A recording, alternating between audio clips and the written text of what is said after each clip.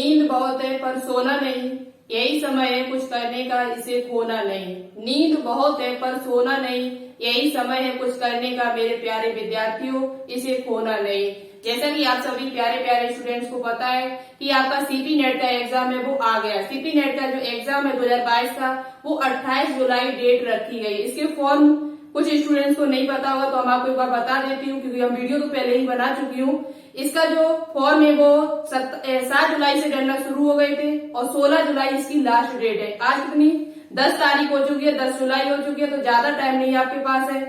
Last तक मत बैठे रहना कि 16 जुलाई को ये फॉर्म डालेंगे, ऐसा नहीं करना आपको। 15 तक आपका फॉर्म डल जाना चाहिए, क्योंकि बाद में इसकी वेबसाइट जो होती है वो बहुत ज्यादा बिजी चलने लगती है। ठीक है, साथ ही साथ केजीएमयू की जो डेट है वो भी आपकी बढ़ा दी गई, एग्जाम डेट। तो आज के लिए हम आपके लिए कुछ महत्वपूर्ण टॉपिक लेकर आए जिनसे आपके एग्जाम में क्वेश्चन पूछे जा चुके हैं और आपसे आगे भी पूछे जा सकते हैं। कौन कौन से क्वेश्चन आपसे पूछे जा चुके हैं वो भी हम आपको बताते हुए चलेंगे। आपको पता है जैसा कि मेरा नाम आरती यादव है और आप सभी का इस प्यारे से यूट्यूब चैनल पर, छोटे से यूट्यूब चैनल पर बहुत बहुत स्वागत करती हूँ। तो चलिए इसी के साथ अपना टॉपिक को स्टार्ट करती हूँ। कोई स्टूडेंट अभी इस चैनल से न्यू जुड़ा है तो प्लीज चैनल को सब्सक्राइब करने के साथ साथ बेल आइकन को प्रेस ऑल पर क्लिक करिए और साथ ही साथ ज्यादा से ज्यादा इस वीडियो को शेयर करें, जिससे बाकी के स्टूडेंट्स को भी इस वीडियो को लाभ मिल सके, इस वीडियो का लाभ मिल सके।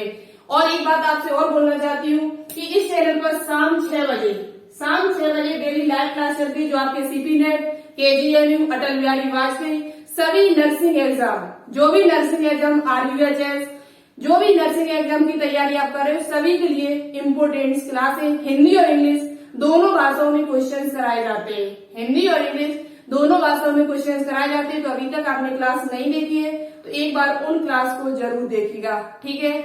और दूसरी बात, एक डाउट और आप सभी का है कि जो बच्चे सीपी नेट का फॉर्म डाल रहे हैं तो उनका ओबीसी वाले स्टूडेंट, उनका कमेंट आ रहा है मेरे पास कि मेरी जो कास्ट सर्टिफिकेट है वो 7 महीना 8 महीना पहले का बना हुआ रखा है, तो क्या मैं फॉर्म फिल कर सकती हूँ? तो देखो अभी फॉर्म आप फिल कर सकते हो, फॉर्म डाल दीजिएगा।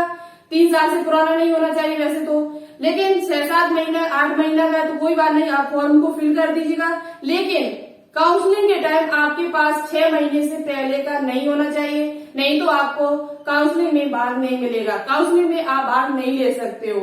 तो जो भी ओबीसी वाले स्टूडेंट है, ओबीसी कास्ट से जो बिलोंग करते हैं वो स्टूडेंट अभी फॉर्म तो भर दीजिएगा, यदि आपके पास नहीं है, इतनी जल्दी बन भी नहीं सकता है।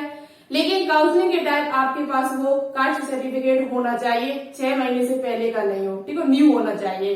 तो ये भी एक डाउट है बहुत बड़ा, बार बार मेरे पास कमेंट आते हैं, इसलिए हमने आपको बता दिया है। तो चलिए इसी के साथ क्लास को स्टार्ट करते हैं। 5+ टॉपिक है और बहुत ही महत्वपूर्ण टॉपिक है, एक एक हम आपको बहुत ही अच्छी तरीके से समझाते हुए चलूंगी। देखो फर्स्ट जो टॉपिक है हमारा वो है किससे संबंधित, मछलियों से संबंधित। यहाँ से जरूर आपके एग्जाम में क्वेश्चन पूछा जाता है। कैसे क्वेश्चन पूछा जाएगा, ध्यान से समझना। सबसे पहले यहाँ पर हम बात करेंगे वास्तविक मछली। वास्तविक मछली क्या होती है, ट्रू फिशेस और फॉल्स फिशेस। पूछा जाता है कि निम्न में से कौन सी फॉल्स फिशेस है।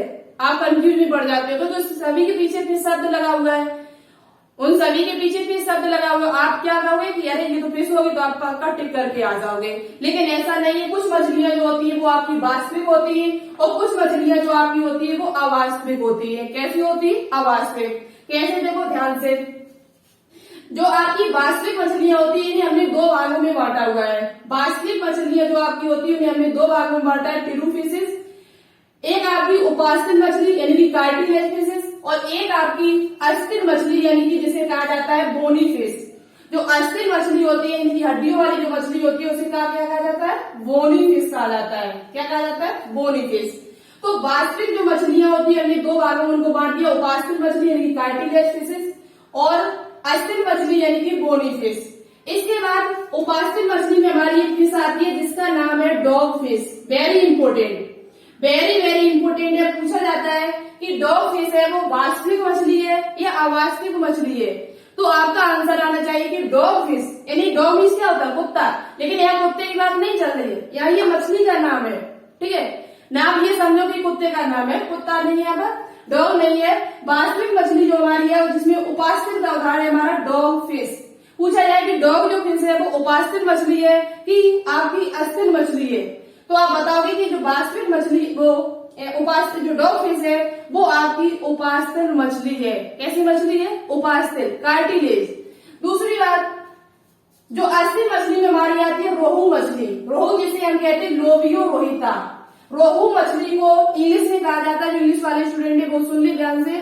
एक मछली है जो हमारी कैसी है? अस्थिर मछली है, जिसका नाम क्या है? रोहू मछली। क्या नाम है? रोहू मछली।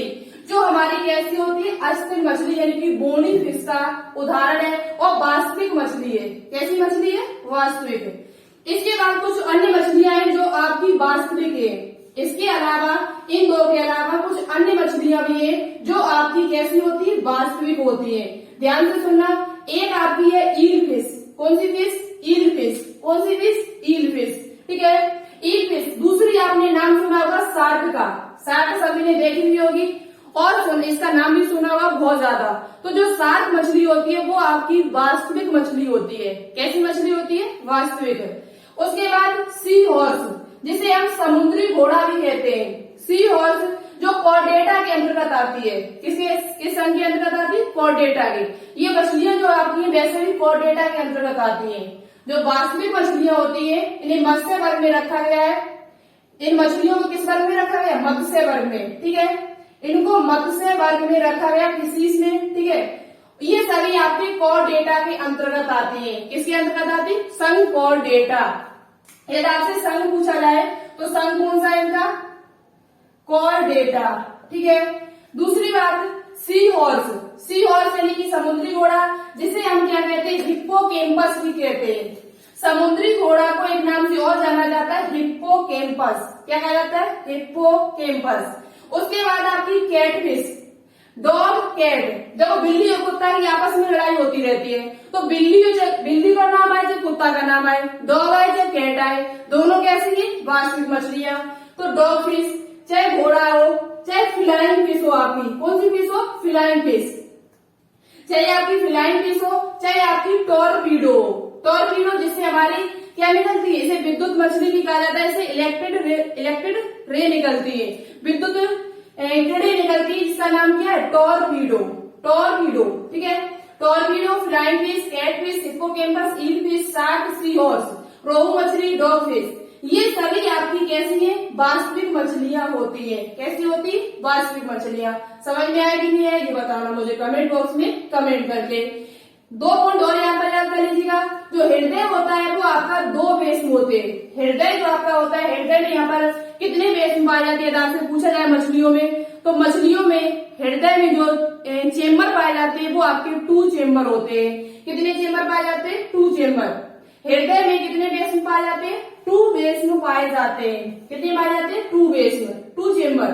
परिसंचर तंत्र इनका कैसा होता है? तो परिसंचर तंत्र इनका होता है वो बंद परिसंचर तंत्र, यानी क्लोज सर्कुलेटरी सिस्टम पाया जाता है।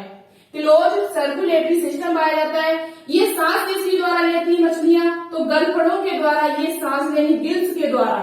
किसके द्वारा सांस लेती है? तो गिल्स के द्वारा ये मछलियां क्या करती है? सांस लेती है। श्वसन की क्रिया, रेस्पिरेटरी जो सिस्टम है वो इनका श्वसन जो लेती है, सांस लेती है, वो किसकी सहायता से लेती है? तो गलफड़ों की सहायता, यानी गिल्स की सहायता से सांस लेती हैं। तो ये जो आपकी थी वो सभी मछलियां कौन सी है? वास्तविक मछलियां। Dog, cat, sea horse. तो एक बार ध्यान से सुनना, dog fish, cat fish, hippocampus यानी कि sea horse, eel fish, flying fish, ये सभी कैसी है? आपकी वास्तविक मछलियां है। याद कर लेना यहीं पर क्लास में। ठीक है, अब बात करते हैं अवास्तविक मछलियां। केने को तो उनके पीछे फिश शब्द लगा है, लेकिन वो फिश नहीं है। केने के तो इनके पीछे क्या लगा? फिश शब्द लगा हुआ है, लेकिन ये मछलियां जो होती है वो मछलियां नहीं है, केने के शब्द लगा हुआ है। ठीक है, अवास्तविक जो मछलियां होती है वो अलग अलग संघ में रखी गई उनको। जैसे सबसे पहले आपकी आती है व्हेल फिश। व्हेल फिश जो होती है ये स्तनधारी है, मछली नहीं है ये। व्हेल फिश जो होती है वो आपकी एक स्तनधारी, इनकी मेमल्स है। क्या है? आपकी मेमल्स है, जो जिसमें हम लोगों को रखा गया है। मनुष्य स्तनधारी है कि नहीं है? उसी प्रकार से व्हेल फिश जो होती है वो भी आपकी स्तनधारी जीव है। कैसा जीव है? स्तनधारी। क्रेफिश, क्रेफिश जो होती है इसे आर्थ्रोपोडा के अंतर्गत रखा जाता है, ये भी आपकी वास्तविक मछली नहीं होती है। सिल्वर फिश, जो रजत नील होती है ये भी आपकी आर्थ्रोपोडा के अंतर्गत रखी जाती है। सिल्वर फिश है वो किसके अंतर्गत रखी जाती है, तो आर्थ्रोपोडा के अंतर्गत इसे भी रखा जाता है। उसके बाद डेविल फिश, देखो हम एक याद करने की छोटी सी ट्रिक आपको बताते हैं। डेविल नाम का एक लड़का था, डेविल नाम का एक लड़का था जो मछलियों को काट के, किसे काट के, मछलियों को काट के मोल लेके आया। डेविल फिश का एक लड़का था, मोल लेके मछलियां लाया और उसने घर पे आके काटा आके। डेविल नाम के लड़के ने मोल लेकर, मोलिस का, डेविल नाम के लड़के ने मोल लेके मछलियां लाया, मोल बाजार से मछली लाया और घर पे आके उसने क्या कर दिया, उनको काट दिया। तो आप याद कर सकते हो कि डेविल फिश और कटल फिश जो होती है ये दोनों मोलिस्का से संबंधित है और ये अवास्तविक मछलियां हैं। कैसी मछलियां है, अवास्तविक। जेली फिश, जेली फिश जो है उसे सीलिंट्रेटा में रखा गया, फाइलम सीलिंट्रेटा। किस फाइलम में रखा गया, तो इसे फाइलम सीलिंट्रेटा में रखा गया। संघ यानी फाइलम, फाइलम, फाइलम सीलिंट्रेटा। कैसे याद करोगे, देखो जेली जो होती है उसमें सील लगी होती है। जेली यदि किसी में भरी हुई है पैकेट में तो उसके ऊपर उसके क्या वो फैल न जाए इसके लिए उसके ऊपर क्या लगा दी जाती है, सील लगा दी जाती है। जेली एक पदार्थ है और जेली जो होगी वो किसी न किसी पैकेट में होगी, पैकेट में होगी तो उसमें उसके ऊपर क्या लगी हुई, सील लगी हुई। क्यों लगी होगी, क्योंकि वो फैल न जाए। तो आप याद कर सकते हो कि जेली फिश जो है वो सीलिंट्रेटा संघ से संबंधित है, जो एक आपकी अवास्तविक मछली है। उसके बाद स्टार फिश यानी सितारा मछली। सितारा मछली जो आपकी होती है जो कुछ इस प्रकार से आपकी होती है, ठीक है, सितारा मछली। सितारा मछली जो है वो उसे किसमें रखा गया, तो ये बहुत ज्यादा इंपोर्टेंट है, वेरी वेरी इंपोर्टेंट। आपसे पूछा जाता है कि सितारा मछली यानी कि स्टार फिश है वो कैसी मछली है, वास्तविक है या अवास्तविक है। तो आप याद कर लेना ये आपकी अवास्तविक मछली है और इसे संघ इकाइनोडर्मेटा के अंतर्गत रखा गया है। तो कौन कौन सी है आपकी, वेल है, क्रे है, सिल्वर है और डबल वो डेविल है और एक कटल है। उसके बाद सिल्वर फिश है, जेली फिश है। ये सभी आपकी अवास्तविक मछलियां होती हैं। याद हो जाएगा कि नहीं हो जाएगा, हो जाएगा। एक बार कमेंट बॉक्स में कमेंट करके लिख देना वास्तविक मछलियां कौन सी होती है, अवास्तविक मछलियां कौन कौन सी होती है, याद हो जाएगा। और एक बार अपनी कॉपी पर लिख लेना और एक बार रिवाइज कर लेना, आपको एग्जाम तक याद बना रहेगा और आपका एग्जाम जो होगा अच्छे से होगा, ठीक है।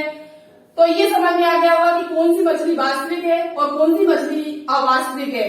जो वास्तविक मछलियां होती है वो मत्स्य वर्ग से संबंधित है और ये संघ कॉर्डेटा में इनको रखा गया। ये सब अलग अलग संघ से संबंधित है कुछ, लेकिन जो वास्तविक मछलियां होती है वो संघ कॉर्डेटा से संबंधित है। किससे संबंधित है, संघ कॉर्डेटा से। कॉर्डेटा में ही मनुष्य को रखा गया है। यदि आपसे पूछा जाए कि मनुष्य किस संघ में रखा गया मनुष्य को, तो मनुष्य को भी यानी ह्यूमन को भी संघ कॉर्डेटा के अंतर्गत रखा गया है, ठीक है। समझ में आया कि नहीं आया, स्क्रीनशॉट लेना चाहते हो तो ले लीजिएगा।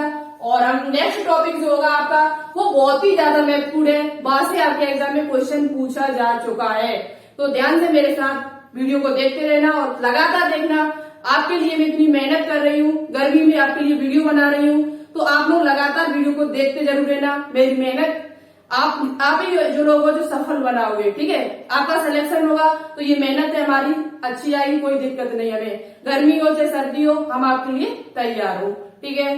तो चलिए स्क्रीनशॉट ले लीजिएगा। टॉपिक आपका है केंद्रीय संस्थान से, भारत के प्रमुख शोध संस्थान, भारत के प्रमुख शोध संस्थान यानी रिसर्च इंस्टीट्यूट ऑफ इंडिया। बहुत ही ज्यादा इंपोर्टेंट है और यहाँ से आपके एग्जाम में क्वेश्चन पूछा जा चुका है। सीपी नेट जो सिविल पैरामेडिकल है उसमें यहाँ से एक क्वेश्चन आ चुका है। कौन सा क्वेश्चन आया था वो अभी हम आपको बताएंगे। तो देखो आपके लिए जो भी हम यहाँ पर पढ़ा रहे हैं वो सभी इंपोर्टेंट है। पता नहीं कहाँ से क्वेश्चन पूछ लिया जाए, एक बार क्वेश्चन पूछा जा चुका है तो दोबारा भी आपसे पूछा जा सकता है। और आपके लिए एक एक नंबर महत्वपूर्ण है। एक ही नंबर से आपकी रैंक 100 पीछे हो जाती है और एक ही नंबर से आपकी रैंक 100 आगे बढ़ जाती है।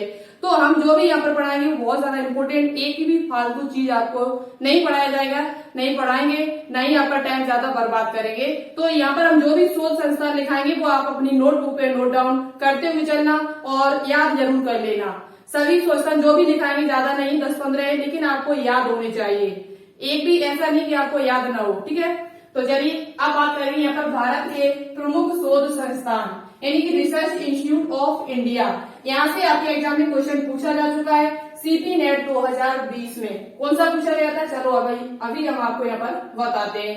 सबसे पहला मेरा जो शोध संस्थान है वो है राष्ट्रीय वानस्पतिक यानी कि नेशनल बॉटनिकल रिसर्च इंस्टीट्यूट, जिसे शॉर्ट में कहा जाता है NBRI। आपसे फुल फॉर्म भी पूछी जा सकती है, कोई बड़ी बात नहीं है, क्योंकि एंट्रेंस एग्जाम में ये छोटी छोटी चीजें आपसे पूछी जा सकती है। ठीक है, तो आपको पता होना चाहिए कि राष्ट्रीय वानस्पतिक शोध संस्थान, जिसे शॉर्ट में कहा जाता है NBRI national botanical research institute, ये आपका कहाँ पर है, तो ये आपका जो है वो लखनऊ में है। कहाँ पर है, ये आपका जो शोध संस्थान है वो आपका कहाँ पर स्थित है, लखनऊ या यूपी, जैसे कि यूपी में। ठीक है, उत्तर प्रदेश के तो आपको पता ही होना चाहिए क्योंकि ये एग्जाम है वो यूपी का है। यूपी वाले बच्चे जो यूपी के जो भी शोध संस्थान है वो आपको पता होने चाहिए हर हालत में। तो जो ये आपका है राष्ट्रीय वानस्पतिक शोध संस्थान, ये आपका कहाँ पर उपस्थित है, तो ये आपका स्थित है लखनऊ उत्तर प्रदेश में। NBRI national botanical research institute. Second हमारा है भारतीय कृषि अनुसंधान परिषद, भारतीय कृषि अनुसंधान परिषद, जिसे कहा जाता है ICAR यानी कि Indian council of agriculture research, Indian council of agriculture research. ये आपका कहाँ पर स्थित है, तो आपका ये जो है कहाँ पर है, ये नई दिल्ली में, और यहीं से आपके एग्जाम में क्वेश्चन पूछा गया था।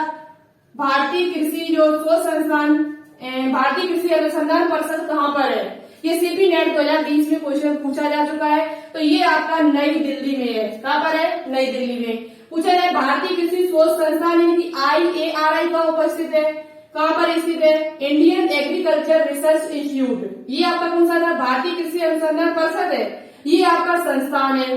ठीक है, लेकिन ये दोनों है एक ही जगह पर, तो आप कंफ्यूज नहीं होंगे बिल्कुल भी।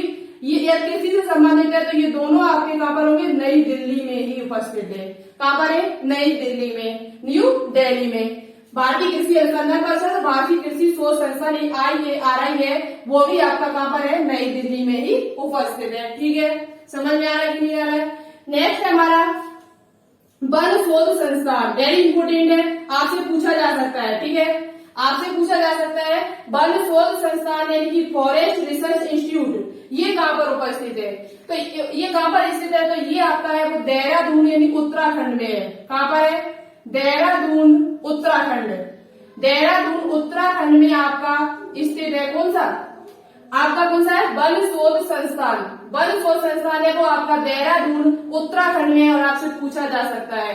नेक्स्ट आपका है बीरबल साइनी जीवाश्म विज्ञान संस्थान, बीरबल साइनी जीवाश्म विज्ञान। अब आपको यहाँ पर एक पॉइंट हम आपको बता देती हूँ, यदि आपसे पूछा जाए कि जीवाश्म विज्ञान का अध्ययन किसमें किया जाता है, जीवाश्मों का अध्ययन किसमें किया जाता है, तो जीवाश्मों का अध्ययन किया जाता है पैलियोबोटनी में। किसमें किया जाता है, पैलियोबोटनी में। दूसरा क्वेश्चन आपसे पूछा जा सकता है कि जीवाश्म विज्ञान के जनक कौन है, जीवाश्म विज्ञान के जनक कौन है, फादर ऑफ पैलियोबोटनी, तो वो आपके हैं बीरबल साइनी। कौन है, बीरबल साइनी।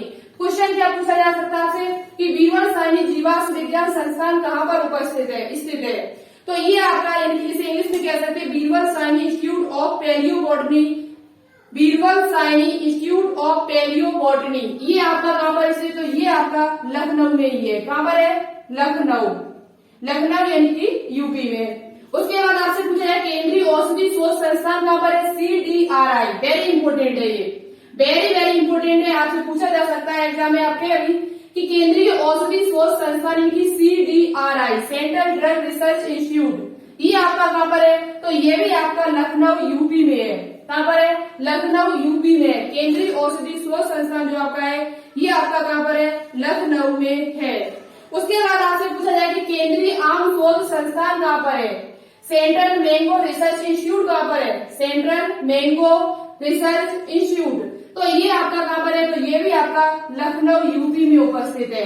कहाँ पर है, लखनऊ यूपी में। तो ये जो तीन है लखनऊ, एक आपका लखनऊ का ये आप याद कर ले, दूसरा आप याद कर ले ये वाला, तीसरा ये, चौथा ये। यूपी के तो आपको याद होने ही चाहिए। ठीक है, कौन कौन से यूपी के, राष्ट्रीय वानस्पतिक शोध संस्थान, बीरबल साइनी जीवाश्म विज्ञान संस्थान, उसके बाद केंद्रीय औषधि शोध संस्थान और केंद्रीय आम शोध संस्थान, ये भी आपका कहाँ पर है, लखनऊ में उपस्थित है। और दो आपके ये नई दिल्ली के हैं। कहाँ पर है, नई दिल्ली। कृषि से संबंधित पूछा जाए तो आप बता देना आंख बंद करके कि भारतीय कृषि शोध संस्थान या भारतीय कृषि अनुसंधान परिषद ICAR ये आपका कहाँ पर है, तो नई दिल्ली में उपस्थित। और भी 4-5 ज्यादा नहीं है, 5-7 और बचे हुए हैं। हम यहाँ पर आपको बोलते रहेंगे, आप उनको लिखते जाना। इनको हम साफ करें, स्क्रीनशॉट लेना चाहो तो ले सकते हो, ठीक है, ले लीजिएगा। चलिए, ले लिया होगा। चलिए, तो अब हम कुछ और इम्पोर्टेंट उनको भी यहीं पर हम लिखा देते हैं जल्दी जल्दी से। और भी टॉपिक है हमारे पास इम्पोर्टेंट, बहुत ज्यादा इम्पोर्टेंट। आगे की जो टॉपिक है वो बहुत ही ज्यादा इम्पोर्टेंट है, बाहर से एग्जाम में क्वेश्चन पूछे जा चुके हैं। तो देखिएगा, कुछ इम्पोर्टेंट है। जैसे आपसे पूछा जाए कि हिंदुस्तान एंटीबायोटिक्स कहां पर स्थित है। एक आपका है जैसे हिंदुस्तान देखो अपने आसपास के तो यार जैसे उत्तर प्रदेश से सटे हुए, जैसे राजस्थान है, बिहार है और उत्तराखंड है, इनके आपको पता होने चाहिए क्योंकि पूछे जा सकते हैं आपसे, ठीक है। तो यहाँ पर यूपी से वैसे भी अलग हुआ उत्तराखंड, यूपी से अलग हुआ उत्तराखंड, तो उत्तराखंड के भी पता होने चाहिए आपको। तो हिंदुस्तान एंटीबायोटिक्स ये कहां पर उपस्थित है। तो हिंदुस्तान एंटीबायोटिक्स जो आपका है ये ऋषिकेश उत्तराखंड में है। कहां पर है, ऋषिकेश उत्तराखंड यानी यूके। दूसरा आप लिखना यहाँ पर नोट करना, एक आपको पता होना चाहिए कि केंद्रीय शुष्क प्रदेश वेरी इंपोर्टेंट है ये भी। केंद्रीय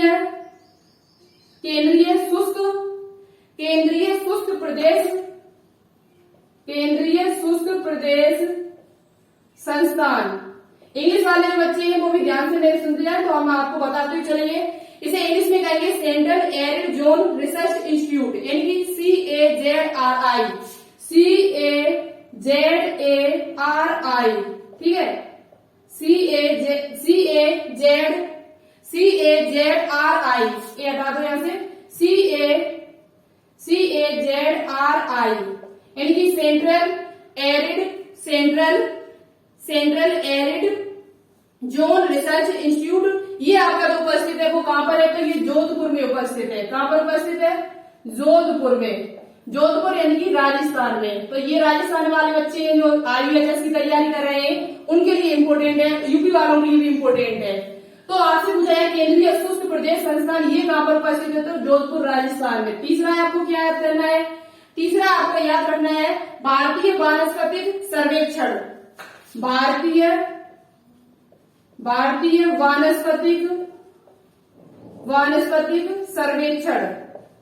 वानस्पतिक सर्वेक्षण से संबंधित जब क्वेश्चन पूछा जाए तो आप क्या बताओगे, तो ये जो आपका है भारतीय यानी कि Indian botanical survey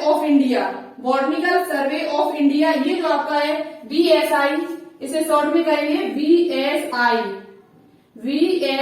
botanical survey of India. तो ये आपका स्थित है पश्चिम बंगाल में। कहां पर है, कोलकाता पश्चिम बंगाल में।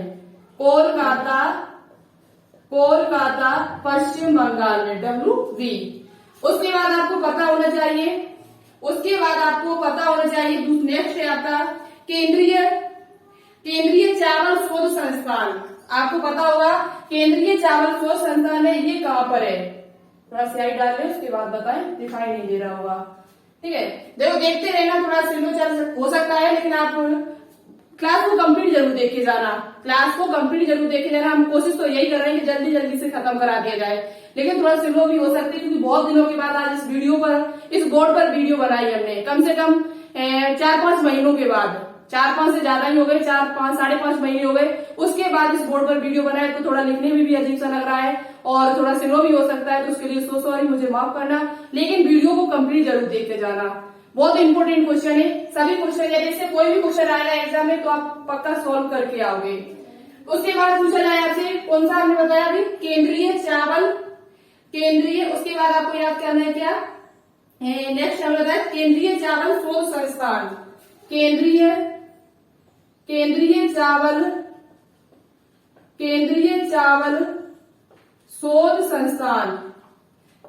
चावल शोध संस्थान आपको पूछा जाए तो ये तो आपको शायद पहले से पता होगा। केंद्रीय चावल शोध संस्थान ये आपका कटक उड़ीसा में है। कहां पर है उपस्थित, कटक उड़ीसा। ये आपसे पूछा जा सकता है, बहुत ज्यादा इंपोर्टेंट है। केंद्रीय चावल शोध संस्थान यानी कि इंडियन वो सेंट्रल राइस रिसर्च इंस्टीट्यूट, यानी कि इसे शॉर्ट में कहेंगे CRRI, central rice research institute. उसके बाद आपको याद करना है क्या, उसके बाद एक चीज और याद कर लेना, केंद्रीय गन्ना प्रजनन संस्थान, केंद्रीय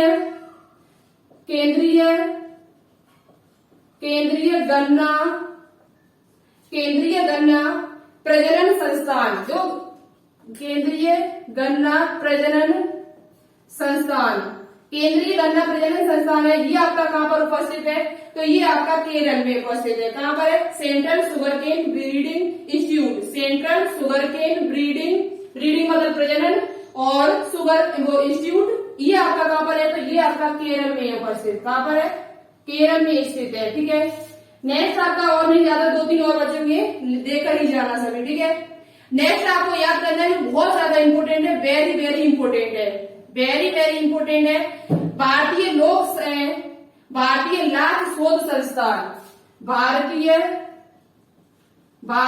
लाख यानी कि जो कीट लाख होते हैं आपके, लाख शोध संस्थान, भारतीय लाख शोध संस्थान, यानी कि आपको याद करना है इंडियन लेक रिसर्च इंस्टीट्यूट, ये आपका रांची झारखंड में है। कहां पर है, रांची झारखंड में है। ठीक है, सातवां आपको याद करना बहुत ज्यादा इंपोर्टेंट है, इससे भी ज्यादा, वो आपका कौन सा है, भारतीय सरकरा तकनीकी संस्थान, भारतीय सरकरा तकनीकी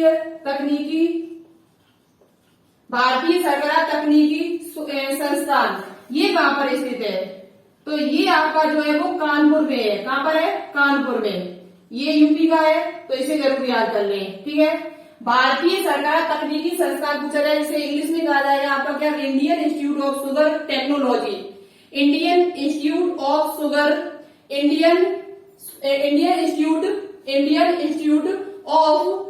शुगर टेक्नोलॉजी, कानपुर यूपी में स्थित है ये। ठीक है, उसके बाद एक आपसे पूछा जा सकता है भारतीय गन्ना शोध संस्थान, आठवां आपसे पूछा जा सकता है कि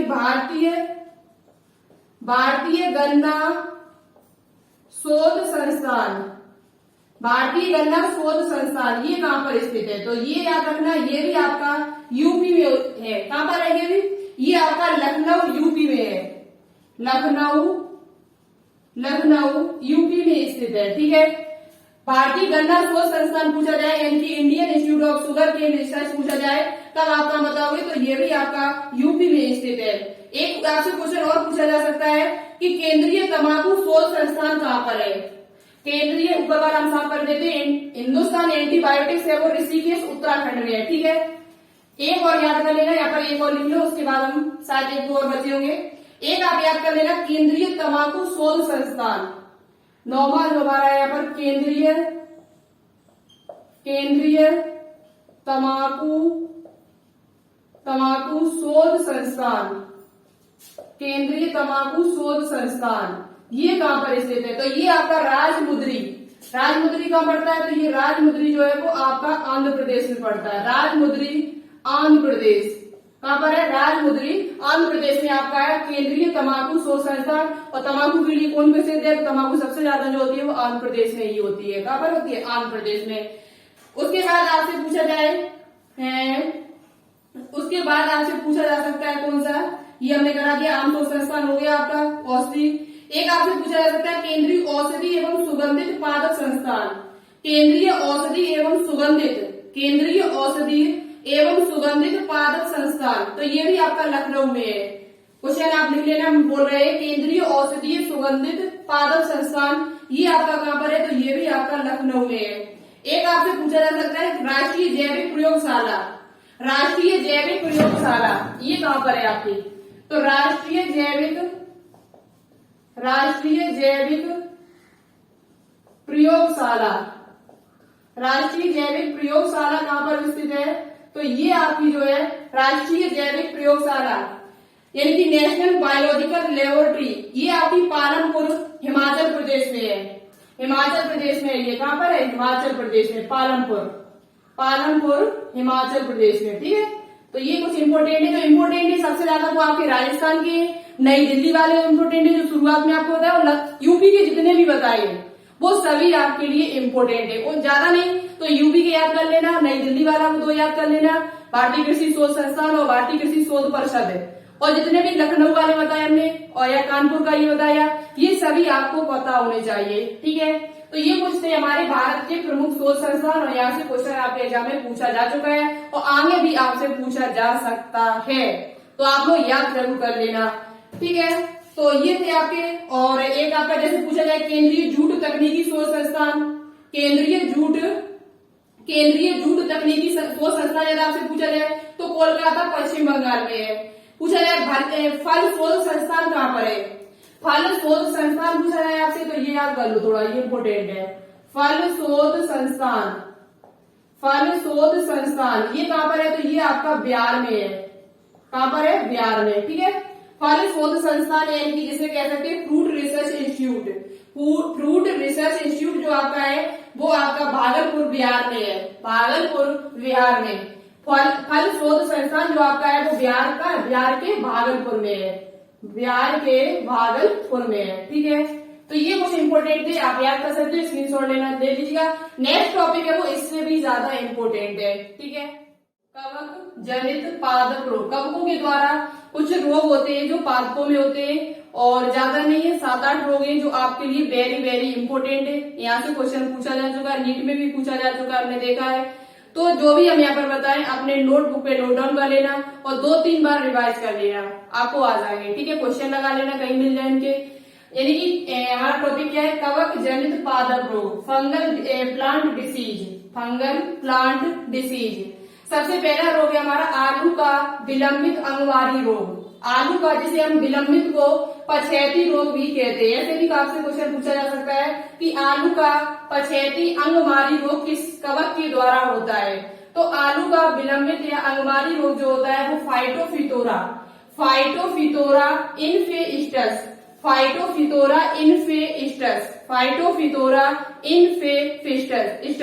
कोई ट्रिक हो वो आप अपनी लगा लेना, लेकिन हमारे हिसाब से ट्रिक याद करो तो ऐसे ही याद कर लेना। कोई ट्रिक तो नहीं बन रही थी, हमने बनाई, लेकिन ट्रिक कुछ आने समझ में गई, तो आप ऐसे ही याद कर लेना कि आलू का जो पछैती रोग है वो फाइटोफिटोरा इन्फेस्टस के द्वारा होता है, बहुत ज्यादा इंपोर्टेंट है। उसके बाद आलू का अगैती अंगमारी यानी कि अर्ली ब्लाइट ऑफ पोटैटो, इसे कहते हैं late blight disease of potato, इसे कहते हैं अर्ली ब्लाइट ऑफ पोटैटो। ठीक है, तो आलू का जो अगैती अंगमारी रोग पूछा जाए, आलू का पूर्व अंगमारी रोग, आलू का अगैती रोग पूछा जाए, चाहे आलू का पूर्व अंगमारी रोग पूछा जाए, तो आप किसके द्वारा बताओगे, अल्टरनेरिया सोलनी के द्वारा। अब आपको पता है पहले से कि आलू जो है वो सोलेनेसी कुल से संबंधित है। आलू का यदि आपसे कुल पूछा जाए कि आलू किस कुल से संबंधित है, तो आलू जो होता है वो सोलेनेसी कुल से संबंधित है। तो आप यहाँ से याद कर सकते हैं सोलनी से आप कर सकते हो यार कि आलू का अगैती, देखो आ से आ लगा लेना, आ से आ, यहाँ देखो अगैती शब्द आ रहा आ, और यहाँ पर भी आ शब्द आ रहा है, यहाँ पर भी, तो आ से आ लगा लेना, ऐसे याद हो जाएगा। ये वाला एक याद हो जाएगा, दूसरा जो है वो अपने आप याद हो जाएगा। तो आलू का अगैती अंगमारी रोग, तो आप याद कर लेना अल्टरनेरिया सोलनी, या सोलनी से याद कर लोगे तब भी याद हो जाए, सोलनी से कंफ्यूज भी हो सकते हो क्योंकि सोलनी आलू तो दोनों में।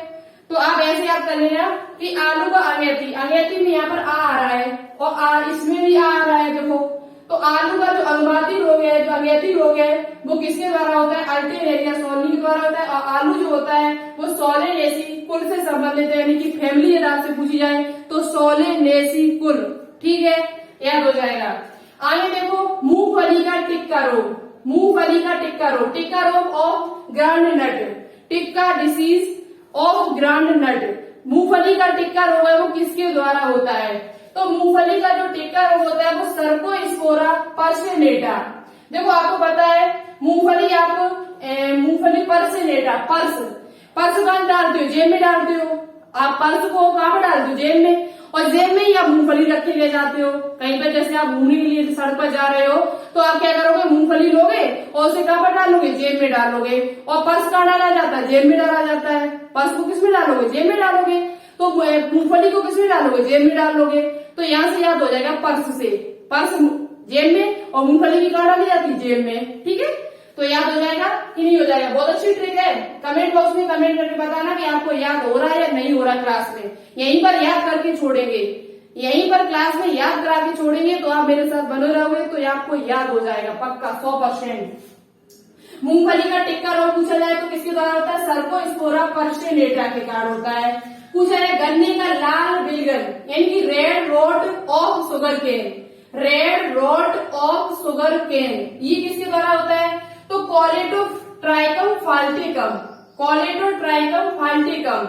अब ये कैसे याद करोगे? देखो आपको पता है, आपने घर पे सुबह जब उठते हो तो आप कॉलगेट करते हो। क्या करते हो? कॉलगेट। वो कॉलगेट, कुछ कॉलगेट जो होते हैं वो लाल कलर के भी आते हैं, कुछ कॉलगेट जो होते हैं वो कैसे कलर के आते हैं? लाल कलर के भी आते हैं। तो गन्ने का लाल बिगलर, गन्ने का लाल बिगलर, लाल से बिलगर, गन्ने का जो लाल, ये लाल शब्द से याद कर सकते हो आप। गन्ने का जो लाल बिगलर रोग है वो आपका किसके द्वारा होता है? कॉलेडोट्राइकम फाल्टिकम, कॉलेडोट्राइकम, कॉलगेट, कॉलगेट से संबंधित है कि नहीं है? तो कॉलगेट, कुछ कॉलगेट जो होते हैं वो लाल कलर के भी आते हैं, तो आप याद कर सकते हो गन्ने का लाल बिगलर किससे होता है? कॉलेडोट्राइकम फाल्टिकम से होता है। उसके बाद गेहूं का काला कीट, गेहूं में काला कीट किसके कारण होता है? Black rust of wheat, black rust of wheat, गेहूं का काला कीट रोग। तो गेहूं का काला कीट जो रोग होता है वो पक्सिनिया ग्रेमिनस टिट्रिसी के कारण होता है। कोई ट्रिक इसकी बनाओ, गेहूं का काला कीट, गेहूं का काला कीट, पक्सिनिया ग्रेमिनस ट्रिटिसी, ग्रेमिनस, ग्रेमिनस, गेहूं का काला कीट, पक्सिनिया, पक्सिनिया। तो देखो पक्सिनिया, यहाँ से आप का से का भले ही लगा लो, इसकी कोई ट्रिक नहीं कर रही अभी, आपकी कोई बन जाए तो बना लेना, ठीक है। गेहूं का काला कीट पूछा जाए तो पक्सिनिया ग्रेमी। देखो एक बात तो याद रखना, जो गेहूं होता है वो किस कुल से संबंधित है? तो गेहूं जो है व्हीट है, व्हीट जो होता है वो किससे संबंधित है? तो वो आपका ग्रेमनी कुल से संबंधित है। किससे संबंधित है? ग्रेमनी कुल से, ग्रेमनी से, ठीक है। दूसरा है हमारा गेहूं का सलत कंड, गेहूं का जो सलत कंड यानी कि loose smut of wheat, loose smut of wheat, ये किसके द्वारा होता है? तो ये अस्टिलेगो टिट्रिसी के कारण होता है। Ustilago tritici, Ustilago tritici, Ustilago tritici. गेहूं का सलत कंड, गेहूं का जो सलत कंड होता है, कंड यानी कंडा, और लेगो मतलब ले लो। जिनके घर पे कंडे नहीं होते, आपने देखे होंगे, कंडे तो देखे होंगे, जो गांव देहात के लोग उनको पता होगा कंडा क्या ऊपर है, उनको ऊपर कहते हैं, जो गोबर से बनाए जाते हैं, कंडा जिन्हें कहते हैं, आपको पता होगा, ठीक है। सभी लोग गांव से अधिकांश हैं। तो कंड यानी ले लो, ठीक है। तो गेहूं का सलत कंड है वो अस्टिलेगो टिट्रिसी से संबंधित है। क्रूसीफेर, क्रूसीफेर का सफेद कीट, क्रूसीफेर क्या है पर? तो जो आपकी सरसों है, सरसों जो है वो आपकी क्रूसीफेर के अंतर्गत आती है। सरसों जो होती है वो क्रूसीफेर के अंतर्गत आती है, क्रूसीफेर के अंतर्गत रखी जाती है। तो सफेद यानी कि व्हाइट रस्ट रोग, व्हाइट रस्ट रोग यानी श्वेत कीट रोग जो होता है वो एल बुगो कैंडिडा के कारण होता है, और जो वेरी वेरी इंपोर्टेंट है, वेरी वेरी इंपोर्टेंट। पूछा जाए आपसे क्रूसीफेर या सरसों का सफेद कीट रोग किसके द्वारा होता है? तो एल बुगो कैंडिडा के कारण होता है। याद कर लेना, बहुत ज्यादा इंपोर्टेंट है। ब्राउन लीफ, नीचे वाला आपको शायद दिखाई नहीं दे रहा होगा, वो हम यहाँ पर लिख के देते हैं, ठीक है।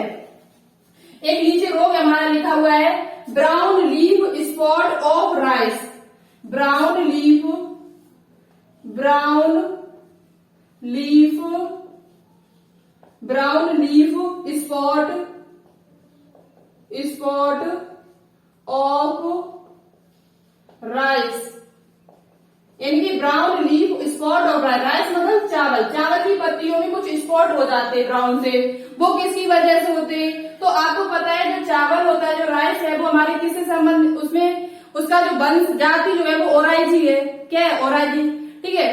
तो आप यहाँ से याद कर सकते हैं, इसका जो कवक का नाम है वो कवक का नाम है हेलमिंथो, हेलमिंथो स्कोरियम, हेलमिंथो स्कोरियम ओराइजी। क्या है इसका? ओराइजी। तो ये इसका जो राइस होता है, चावल होता है, उसमें brown leaf spot of rice जो होता है वो किसके द्वारा होता है, तो हेलमिंथो स्पोरियम ओराइजी। आपको धान यानी चावल का वैज्ञानिक नाम मुझे कमेंट बॉक्स में कमेंट करके बताना। गन्ना का बताना मुझे 4-5 है, ध्यान से सुनना मेरी बात को। ये 4-5 आपको मुझे कमेंट बॉक्स में कमेंट करके बताना। सबसे पहले आपको बताना होगा सरसों का। सरसों को भी तीनों, लाल, पीली और काली, तीनों सरसों का आपको वैज्ञानिक नाम लिखना होगा। लाल, पीली और काली, 3 सरसों होती है, 3 प्रकार की होती है, आपने देखी भी होगी। लाल, पीली और काली सरसों का मुझे वैज्ञानिक नाम बताना, ठीक है, साइंटिफिक नेम। दूसरा आपको बताना गन्ना का, किसका बताना, गन्ना का वैज्ञानिक नाम। तीसरा आपको बताना गेहूं का, किसका बताना, गेहूं का वैज्ञानिक नाम। चौथा आपको बताना धान का वैज्ञानिक नाम, किसका बताना, धान का। और 5वां आपको बताना चना का वैज्ञानिक नाम, किसका बताना, चना का। ग्राम, चना मतलब ग्राम। इन चारों 5 के आपको मुझे वैज्ञानिक नाम कमेंट बॉक्स में कमेंट करके बताने होंगे। तो ये चीज शायद हमारे हिसाब से आपको याद हो गई। जैसे हमने बताया, हम आपसे पूछी गन्ने का लाल बिलगन, तो आप दिमाग लगाओ। मैंने क्या बताया, गन्ना लाल, लाल यानी कि कोलगेट। कोलगेट कैसा होता है, लाल होता है। तो कोलेटम ट्राइकम फाल्टेकम, कोलेटेड ट्राइकम फाल्टेकम। पूछा जाए आलू का अंगैती अंगमारी रोग, आलू का अंगैती अंगमारी रोग यानी कि लेट अर्ली वाला, अंगैती मतलब पहले, तो हमने क्या बताया, अल्टेनेरिया। आ से या लगा दो, अल्टेनेरिया सोलनी, अल्टेनेरिया सोलनी। पूछा जाए आलू का पछैती अंगमारी रोग या आलू का पछैती अंगमारी या विलंबित पूछा जाए late blight disease of potato, तो फाइटोफिथोरा इनफिटेसस, फाइटोफिथोरा इनफेस्टस, ठीक है, फाइटोफिथोरा इनफेस्टस। तो ये ऐसे इस प्रकार से आप याद कर सकते हो। और पूछा जाए सरसों का सफेद कीट रोग, तो एल ब्यूगो कैंडिडा। इस प्रकार से आप याद कर लेना, बहुत ज्यादा इंपोर्टेंट है, ज्यादा नहीं है, याद करके जरूर रखना, ठीक है, बहुत ज्यादा इंपोर्टेंट। अब हम बात करेंगे यहाँ पर आगे नेक्स्ट 2 टॉपिक और बचे हुए, 2 टॉपिक और ही, ज्यादा नहीं है लेकिन इंपोर्टेंट बहुत ज्यादा है। आप स्क्रीनशॉट लेना चाहते हो तो ले लेना, लेकिन उन क्वेश्चन का जवाब जरूर देना, ठीक है। जनित रोग यानी कि बैक्टीरियल डिसीज, कुछ पादप बैक्टीरियल डिसीज ऑफ प्लांट, कुछ पादप होते हैं जिनमें जीवाणु के द्वारा रोग होते हैं, जीवाणु की सहायता, जीवाणु से उत्पन्न रोग होते हैं। अभी हमने आपको कवक की सहायता, कवक के द्वारा बताए हुए थे, अब ये जीवाणु के द्वारा है। आप कंफ्यूज हो सकते हो, तो कुछ इंपोर्टेंट है जो आप सही से देख लेना और याद कर लेना। जीवाणु जनित रोग हमारा पहला है आलू का रिंग रोग, बहुत ज्यादा सुना होगा आपने, आलू का रिंग रोग या सैथिल रोग। आलू का रिंग रोग कह सकते हो या आप कह सकते हो सैथिल रोग। आलू का यानी कि जिसे बिल्ट डिसीज ऑफ पोटैटो कहा जाता है, बिल्ट डिसीज ऑफ पोटैटो, या कह सकते हो आलू का रिंग रोग। तो ये किसकी वजह से होता है, तो आलू का रिंग रोग होता है, वो जीवाणु का नाम है आपका स्यूडोमोनास नेसिएरम, स्यूडोमोनास नेसिएरम, ठीक है, स्यूडोमोनास नेसिएरम रेम। ये होता है आलू का रिंग रोग। धान का अंगमार रोग पूछा जाए आपसे कि धान का अंगमार रोग किस जीवाणु की सहायता से होता है, तो धान का जो अंगमार रोग होता है, इनकी बैक्टीरियल ब्लाइट और ड्राइस जो रोग होता है वो जेंथोमोनास ओराइजी से होता है, जेंथोमोनास ओराइजी, ओराइजी से याद कर लेना। ओराइजी चावल का जब वैज्ञानिक नाम आप याद करोगे तो उसके पीछे शब्द जो ओराइजी शब्द आता है कि नहीं आता है, आता है। तो जेंथोमोनास ओराइजी के द्वारा होता है धान का अंगमार रोग। नींबू का केंकर या सिट्रिस केंकर रोग किसके द्वारा होता है, तो जेंथोमोनास सिट्री के कारण, सिट्रस से याद कर लेना, सिट्रिस से याद करना सिस्ट्री, ठीक है, सिस्ट्री, तो सिट्री इनकी जेंथोमोनास सिट्री के कारण होता है। उसके बाद पूछा जाए तंबाकू का सैथिल रोग किसके द्वारा होता है, बिल्ट डिसीज ऑफ टोबैको। तो तंबाकू का जो सैथिल रोग होता है वो आपका होता है स्यूडोमोनास सोलेसियरम, स्यूडोमोनास, देखो स्यूडो शब्द लगा मिलेगा आपको, या कोई जीवाणु से संबंधित रोग है तो उसमें स्यूडो शब्द जो है, वो स्यूडो जो शब्द होता है ये बैक्टीरिया संबंधित है। तो यहाँ से आपको कंफ्यूज नहीं होगा कि ये जीवाणु होगा या कवक के द्वारा होगा। तो जीवाणु यदि होगा तो उसमें स्यूडो शब्द यदि लगा हुआ है कहीं शब्द में, तो आप समझ लेना कि ये जीवाणु के द्वारा रोग उत्पन्न है। किसके द्वारा है, जीवाणु के द्वारा। तो पूछा जाए तंबाकू का सैथिल रोग किसके द्वारा होता है, तो स्यूडोमोनास सोलेनेसियरम के कारण होता है, ठीक है, सोलेनियम के कारण होता है। आपसे पूछा जाए तंबाकू में जो मौजिक रोग होता है वो किसके कारण होता है, एंड आपसे पूछा जाए और पूछा जाता है कि तंबाकू का मोज़ेक रोग किसके द्वारा होता है, तो तंबाकू में जो मोज़ेक रोग होता है, मोज़ेक रोग, ये आपका वायरस के द्वारा होता है। इस बात को ध्यान रखना, ठीक है। ये किसके द्वारा होता है, तो ये जो रोग होता है ये वायरस के द्वारा होता है। तंबाकू का जो मोज़ेक रोग होता है वो किसकी वजह से होता है, वायरस यानी कि विषाणु की वजह से होता है। जबकि पूछा जाए तंबाकू का सैथल रोग किसके कारण होता है, तो स्यूडोमोनास सोलेसियम के कारण होता है, ठीक है, याद कर लेना। उसके बाद आपसे पूछा जाए आलू का मोज़ेक रोग किसके द्वारा होता है, तो आलू का जो मोज़ेक रोग होता है वो विषाणु के द्वारा होता है, उसका नाम है पोटैटो वायरस। पोटैटो वायरस ये आपका आलू का मोज़ेक रोग होता है। आलू में मोज़ेक पूछा जाए तो आप बताओगे वायरस के द्वारा। आलू का अंगमाती, आलू का अगैती अंगमारी पूछा जाए या पछेती पूछा जाए, ठीक है, लेट पूछा जाए या ब्लाइट पूछा जाए तो वो आपके कवक के द्वारा होता है। और आलू का एक मोज़ेक रोग पूछा जाए तो ये वायरस के द्वारा होता है। किसके द्वारा होता है, वायरस के द्वारा, ठीक है। उसके बाद आप याद कर लें, यहाँ पर आपका जो बचा हुआ है नेक्स्ट देखो, ये हो गए आपके जीवाणु जनित रोग जो इम्पोर्टेंट थे, भाई हम आपको बता रहे हैं, कोई एक्स्ट्रा पॉइंट नहीं लेकर आए यहाँ पर। उसके बाद कुछ इम्पोर्टेंट रोग है जो अजैविक पादप रोग जिसे कह सकते हो। धान का खैरा रोग, खैरा को खैरा ही बोलते हैं इंग्लिश वाले student, Khaira disease of rice. तो धान का खैरा रोग होता है वो जिंक की कमी से होता है। किसकी कमी से होता है, जिंक की कमी से, जिंक की कमी से होता है, ठीक है, जिंक यानी जस्ता। मटर का मार्क्स रोग किसकी वजह से होता है, तो मटर का जो मार्क्स रोग होता है ये मैग्नीज की वजह से होता है। किस तत्व की वजह से होता है, Mn यानी कि मैग्नीज, मैग्नीज 26 नंबर पे आता है, परमाणु क्रमांक इसका 26 होता है, ठीक है। तो मटर का मार्क्स पूछा जाए तो मार्क्स से मैग्नीज लगा देना, मार्क्स मैग्नीज। तो मटर का मार्क्स रोग जो होता है वो मैग्नीज की कमी के कारण होता है। नींबू का लिटिल लीफ पूछा जाए आपसे तो किसकी वजह से होता है, तो नींबू का जो लिटिल लीफ रोग होता है ये जिंक की वजह से होता है, जिंक की कमी से यानी जस्ता की कमी से। जिंक यानी जस्ता की कमी से आपका क्या होता है, लिटिल लीफ। नींबू की छोटी छोटी जो पत्तियां रह जाती है वो किसकी कमी से हो जाती है, जिंक की कमी से। उसके बाद पूछा जाए कि आम का लिटिल लीफ रोग किससे होता है, आलू का ब्लैक हार्ट रोग किसकी वजह से होता है, फूल गोभी में ब्राउनिंग किसकी वजह से होती है, तो फूल गोभी में ब्राउनिंग जो होती है वो बोरॉन की कमी से होती है। किसकी कमी से होती है, बोरॉन की कमी से। तो ये तो हो जाएगा, ब्राउनिंग से बोरॉन लगा लेना, ब्राउनिंग से क्या लगा लेना, बोरॉन B5। आलू का ब्लैक हार्ट रोग किसकी वजह से होता है और आम का लिटिल लीफ रोग किसकी वजह से होता है, तो आलू का जो ब्लैक हार्ट रोग होता है ये जो भंडारण जहाँ स्टोर होता है, जो स्टोर होते हैं हमारे आलू को जहाँ रखा जाता है मिलों में, वहां पर क्या होता है O2 की कमी की वजह से, O2 की कमी यानी ऑक्सीजन गैस की कमी की वजह से, जहाँ पर इनको भंडारित किया जाता है, स्टोर में रखा जाता है, वहां पर यदि ऑक्सीजन की कमी हो जाती है तो वहां पर आलू का ब्लैक हार्ट रोग हो जाएगा। उसके बाद आम का लिटिल लीफ रोग किसकी वजह से होता है, तो ये आपका होता है किसकी वजह से, जस्ता की कमी से यानी जिंक की कमी से, जिंक की कमी से होता है। किसकी कमी से होता है, जिंक की कमी से यानी जस्ता की कमी से। आलू का लिटिल लीफ पूछा जाए, चाहे आपसे नींबू का लिटिल लीफ पूछा जाए, आप बताओगे जिंक की कमी से। धान का खैरा रोग ये पूछा जाता है, बहुत ज्यादा इंपोर्टेंट है तो इसे जरूर याद कर लेना। धान का खैरा रोग किससे होता है, जिंक की कमी से। मटर का मार्क्स रोग किससे होता है, मैग्नीज, मैग्नीज से मैग्नीज लगा लेना। और लिटिल वाले हैं वो जिंक की कमी से, जो लिटिल लिस्ट में शब्द लगा हुआ है।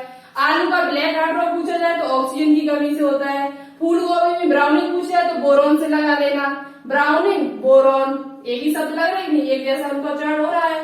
तो फूल गोभी में ब्राउनिंग किसकी होता है, बोरॉन की कमी से। तो लिटिल वाले जिंक की है। मटर में मार्क्स पूछा जाए तो कि मैग्नीज से है। धान का खैरा रोग पूछा जाए तो जिंक यानी जस्ता कमी से है। और फूल गोभी में ब्राउनिंग पूछी जाए तो बोरॉन की कमी से होता है।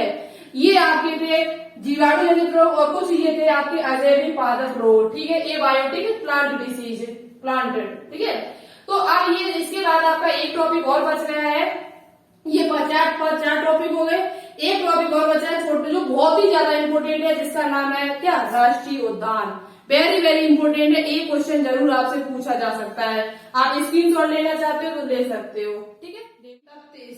यहाँ से आपके एग्जाम में क्वेश्चन पूछा जा चुका है। CP नेट कब पूछा गया था, कौन सा क्वेश्चन पूछा गया था, वो हम आपको बताएंगे अभी आगे चल के, तो कंप्लीट देखना।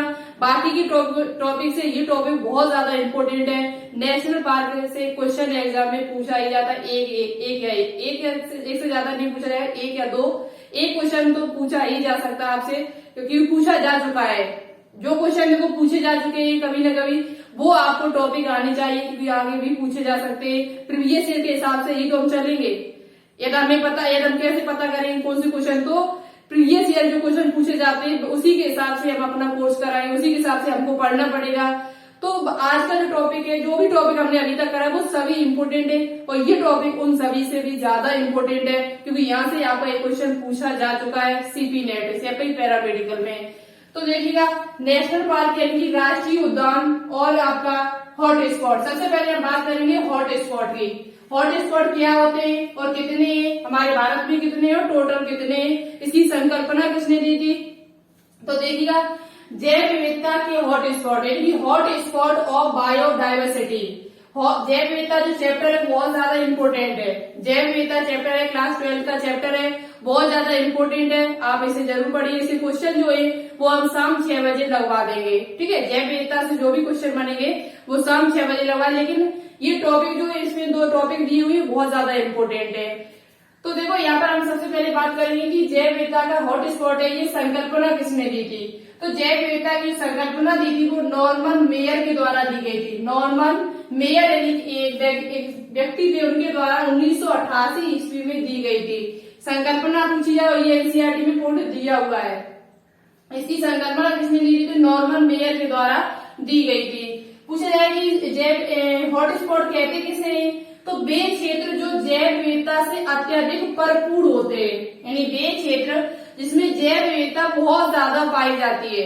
वे क्षेत्र जिसमें जैव विविधता जो होती है, जो जीवों में विभिन्नता होती है, वो बहुत ज्यादा पाई जाती है, ऐसे क्षेत्र को, ऐसे एरिया को हॉट स्पॉट कहा जाता है। क्या कहा जाता है, हॉट स्पॉट यानी कि तप्त स्थल कहा जाता है। विश्व में कितने हैं, तो विश्व में 34 हैं आपके, कितने 34। भारत में पूछे जाए तो भारत में आपसे पूछे जा सकते हैं, भारत में जो है वो आपके 3 है। एक आपका है पूर्वी हिमालय हॉट स्पॉट यानी कि ईस्टर्न हिमालय हॉट स्पॉट, एक आपका है वेस्टर्न यानी कि पश्चिमी हॉट स्पॉट, एक आपका है इंडो बर्मा हॉट स्पॉट। ये 3 जो आपके हैं ये भारत में है। कहाँ पर है, भारत में स्थित है। कौन कौन से हैं, तो पूर्वी हिमालय हॉट स्पॉट, पश्चिमी हिमालय हॉट स्पॉट और Indo Burma hot spot. Hot spot की संकल्पना किसने दी थी, तो नॉर्मन मेयर के द्वारा 1988 ईस्वी में दी गई थी। पूछा जाए कि विश्व में कितने हॉट स्पॉट है, तो विश्व में हॉट स्पॉट जो है वो 34 है। भारत में पूछे जाए तो 3 है, पूर्वी, पश्चिमी और इंडो बर्मा। पूछा जाए आपसे कि जैव विविधता हॉट स्पॉट कहते किसे हैं, तो वे क्षेत्र जहाँ पर जैव विविधता अत्यधिक भरपूर है उसे हम कहते हैं हॉट स्पॉट। अब बात करेंगे यहाँ पर हम किसकी, राष्ट्रीय उद्यान की, जो बहुत ज्यादा इंपोर्टेंट है। कौन से क्वेश्चन आपसे पूछे गए थे वो हम आपको बताते हुए चलेंगे। तो चलिए अब बात करते हैं किसकी, राष्ट्रीय उद्यान की। किसकी बात करेंगे, राष्ट्रीय उद्यान की बात करेंगे, और इसका स्क्रीनशॉट आप पीछे करके ले लेना, ठीक है। तो देखो, राष्ट्रीय उद्यान में आपको पता नहीं, टोटल राष्ट्रीय उद्यान जो है वो इस टाइम हमारे लगभग 106 के करीबन है। और दूसरी बात, आपसे यूपी वाले याद होने चाहिए आपको। और पूछा कौन सा गया था, तो यूपी के अलावा भी पूछेगा यहाँ पर। सबसे पहला आपको पता होना चाहिए, देखो सबसे छोटा जो राष्ट्रीय उद्यान है वो हेमस राष्ट्रीय उद्यान लद्दाख में है। और उसके बाद आपसे पूछा जा सकता है एक तैरता हुआ राष्ट्रीय उद्यान है आपका, तैरता हुआ राष्ट्रीय उद्यान है जिसे कहते हैं केमिल नामजाओ, मणिपुर में है ये आपका। तो ये आपसे इतना नहीं पूछा जाएगा, क्योंकि ये किसी कंपटीशन, बाकी ऐसे एग्जाम तो है नहीं हमारा, रेलवे का, लेखपाल का, ऐसे तो है नहीं। आपसे डॉक्टरी लाइन में इतना नहीं पूछा जाएगा, मेडिकल लाइन में। तो आपसे जो पूछा जा सकता है वो हम आपको बता देते हैं। सबसे पहले आपको यूपी का पता होना चाहिए, कौन सा उद्यान, यूपी में एक राष्ट्रीय उद्यान है जिसका नाम है दुधवा राष्ट्रीय उद्यान। कौन सा है, दुधवा राष्ट्रीय उद्यान, दुधवा नेशनल पार्क, जो आपका कहाँ पर स्थित है, तो ये आपका लखीमपुर खीरी में है। कहाँ पर है, लखीमपुर खीरी में। लखीमपुर खीरी कहाँ पर है, तो ये यूपी में है। पूछा जाए एकमात्र राष्ट्रीय उद्यान है, यूपी का एकमात्र राष्ट्रीय उद्यान है, आपसे पूछा जाए तो आप क्या बताओगे, यूपी का एकमात्र राष्ट्रीय उद्यान है दुधवा राष्ट्रीय उद्यान, जो कहाँ पर है, लखीमपुर खीरी में स्थित है। दूसरा क्वेश्चन अभी हम आपको बताएंगे यहाँ से कौन सा क्वेश्चन पूछा जा चुका है आपके एग्जाम में। दूसरा आपको याद करना है यहाँ पर काजीरंगा राष्ट्रीय उद्यान। आपको पता भी होगा और कई बार यहाँ पर बता भी चुकी हूँ पहले से। काजीरंगा राष्ट्रीय उद्यान ये नेशनल पार्क कहाँ पर है? तो असम में स्थित है। किसके लिए प्रसिद्ध है? ये क्वेश्चन पूछा जा सकता है आपसे। तो काजीरंगा जो राष्ट्रीय उद्यान होता है ये एक सींग गेड़ा के लिए प्रसिद्ध है। किसके लिए प्रसिद्ध है? एक सींग वाले गेड़ा। यहाँ पर एक सींग वाला गेड़ा पाया जाता है, गेंडा। ठीक है, ये जीव का नाम है गेंडा। एक सींग गेंडा के लिए ये प्रसिद्ध है। कौन सा? काजीरंगा राष्ट्रीय उद्यान जो आपका कहाँ पर है? असम में स्थित है, जहाँ की चाय बहुत ज्यादा प्रसिद्ध है, जहाँ पर चाय सबसे ज्यादा होती है और बांस जो होता है वो भी सबसे ज्यादा होता है। चाय और बांस जो होते हैं वो सबसे ज्यादा पूछे जाए तो कहाँ होते हैं? असम में। उसके बाद तीसरा आपको याद करना है, तीसरा आपको जो राजस्थान की देख लो पहले, राजस्थान के बाद एमपी के रहे कुछ इंपोर्टेंट। तो देखो राजस्थान में आपको याद करने कौन कौन से, राजस्थान के 3-4 है बहुत ज्यादा है इंपोर्टेंट। सबसे पहला राष्ट्रीय उद्यान देख लो पहले। सबसे पहला राष्ट्रीय उद्यान था हमारा कार्बेट राष्ट्रीय उद्यान। एक राष्ट्रीय उद्यान है जिसका नाम है कार्बेट राष्ट्रीय उद्यान। ये सबसे पहला राष्ट्रीय उद्यान है, सबसे पहले बनाया गया था कार्बेट राष्ट्रीय उद्यान, जिसे वर्तमान में रामगंगा नेशनल पार्क कहते हैं। रामगंगा नदी के पास में कार्बेट राष्ट्रीय उद्यान की जो स्थापना हुई थी वो सन 1936 में हुई थी। कहाँ पर हुई थी? तो उत्तराखंड में हुई थी। कहाँ का ये राष्ट्रीय उद्यान है? उत्तराखंड का।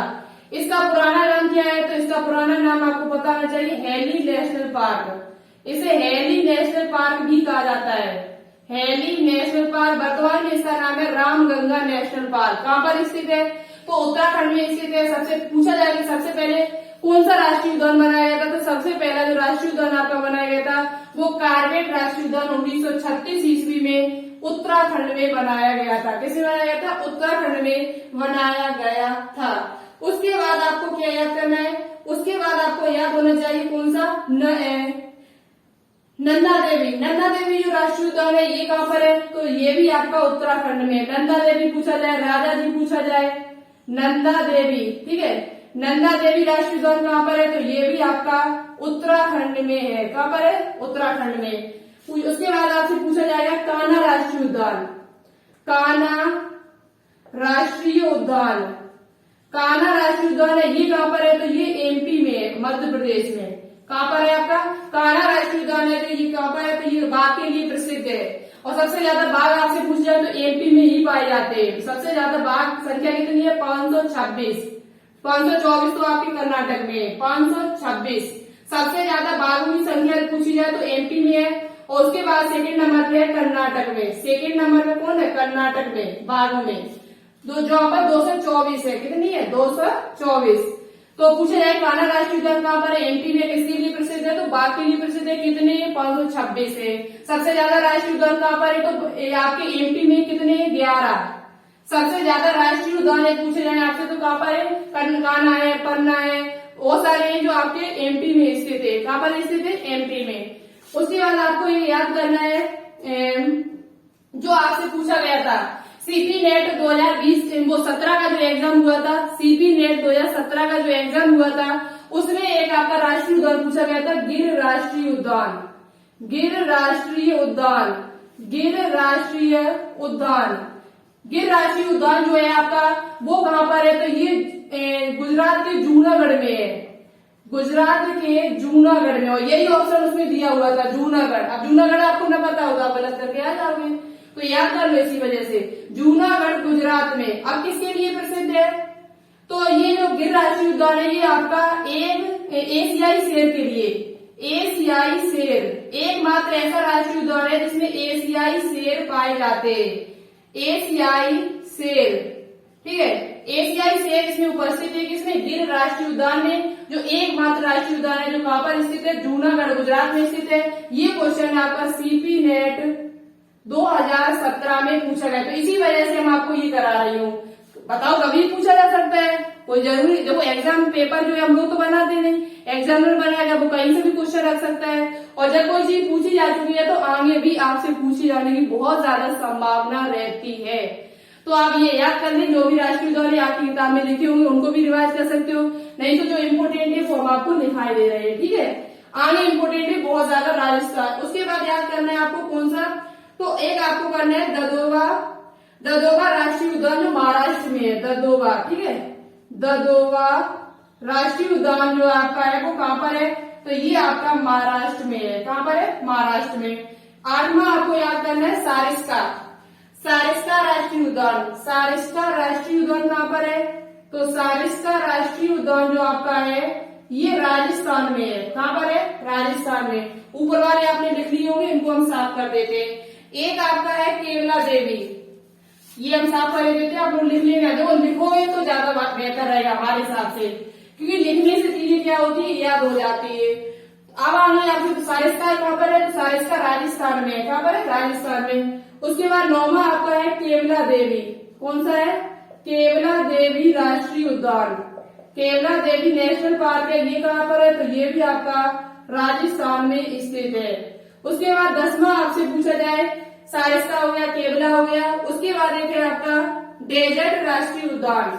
डेजर्ट, डेजर्ट मतलब मरुस्थल। मरुस्थल कहाँ होते? राजस्थान में होते। तो डेजर्ट नेशनल पार्क ये आपका कहाँ पर है? तो ये भी आपका राजस्थान में है। कहाँ पर है? राजस्थान में। एक आपसे पूछा जा सकता है जो बहुत ज्यादा इम्पोर्टेंट है, घाना पक्षी विहार। घाना पक्षी विहार कहाँ पर है? तो घाना पक्षी विहार यदि आपसे पूछा जाए, ये याद कर लेना, उत्तराखंड का ऐसा कौन सा राष्ट्रीय उद्यान है जो सबसे पहले बनाया गया था? तो वो आपका है कौन सा? कार्बेट राष्ट्रीय उद्यान, जिसे हेली नेशनल पार्क भी कहते हैं। 11वां याद कर लेना, घाना पक्षी विहार। ये पक्षी विहार है, ठीक है, राष्ट्रीय उद्यान ये घाना पक्षी। यहाँ पर सारा आते हैं, घाना पक्षी विहार। घाना पक्षी विहार कहाँ पर है? तो ये भी आपका राजस्थान में है। कहाँ पर है? राजस्थान में, ठीक है, राजस्थान में। उसके बाद एक 12वां आपको याद करना है जो बहुत ज्यादा इम्पोर्टेंट है, पश्चिम बंगाल का Sundarban tiger reserve. Sundarban tiger reserve. Sundarban tiger reserve ये कहाँ पर है? तो ये आपका पश्चिम बंगाल में है। कहाँ पर है? पश्चिम बंगाल में, ठीक है, पश्चिम बंगाल। आप देख रहे हो कि इतनी गर्मी है इस कमरे में, बंद है पूरा, शीशा लगे हुए हैं खिड़कियों में, गेट बंद है, और पसीना से देखो हम कैसे भींगे हुए हैं। और ये मेहनत किसके लिए हो रही? आपके लिए हो रही है, ठीक है। और शाम वाली क्लास आज नहीं आएगी, ये भी हम आपको बता देती हूँ। शाम की क्लास आज नहीं आएगी, इसी क्लास को आपको देखना है। और उसके बाद आपको कौन सा याद करना है? तो ये आपके हो गए, दुधवा हो गया, गिर हो गया, काजीरंगा हो गया, कान्हा राष्ट्रीय उद्यान हो गया, ददोबा राष्ट्रीय उद्यान, डेजर्ट हो गया, सारिस्का भी हो गया, केवला देवी हो गया, कार्बेट राष्ट्रीय उद्यान हो गया आपका, सुंदरबन हो गया, और नंदा देवी भी हो गया, राजा जी उत्तराखंड में है, और घाना पक्षी विहार है, ये भरतपुर राजस्थान में है। ये भरतपुर याद कर लेना, राजस्थान में भी पूछा जाए तो भरतपुर में। कहाँ पर है? भरतपुर में, ठीक है, भरतपुर राजस्थान में स्थित है। तो नंदा देवी कान्हा एमपी में है, पन्ना भी एमपी में है, और ददोबा, सारिस्का और केवला देवी, डेजर्ट, दुधवा राष्ट्रीय उद्यान यूपी में है, लखीमपुर खीरी में, और गिर राष्ट्रीय उद्यान है वो आपका गुजरात जूनागढ़ में है। तो ये थे हमारे राष्ट्रीय उद्यान जो इम्पोर्टेंट थे, वो हमने आपको बता दिया। आप किताब से पढ़ सकते हो, किताब में बहुत सारे दिए हुए हैं, एक बार रिवाइज कर लेना तो याद हो जाएंगे सभी, ठीक है।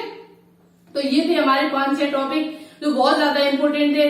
नेक्स्ट जो आएगा संडे या इसके बीच में भी हम कभी भी आपके बचे होंगे कुछ और इम्पोर्टेंट टॉपिक है, यदि आप लोग बताओगे तो हम बोर्ड पर लेकर आएंगे, नहीं बताओगे तो कोई जरूरत नहीं है, क्योंकि बहुत गर्मी बहुत ज्यादा है, ठीक है। आप लोग बताओगे, ज्यादा से ज्यादा कमेंट करोगे, कम से कम 50 कमेंट आएंगे कि हाँ जो भी इम्पोर्टेंट टॉपिक है, 50 कमेंट करोगे यदि आप लोग कि जो भी इम्पोर्टेंट टॉपिक है वो आप बोर्ड पर करा दीजिए तो हम कराएंगे। यदि आपके कमेंट नहीं आएंगे तो हम नहीं कराएंगे, ठीक है, क्योंकि आप देखोगे नहीं तो हम क्यों कराएंगे, ठीक है।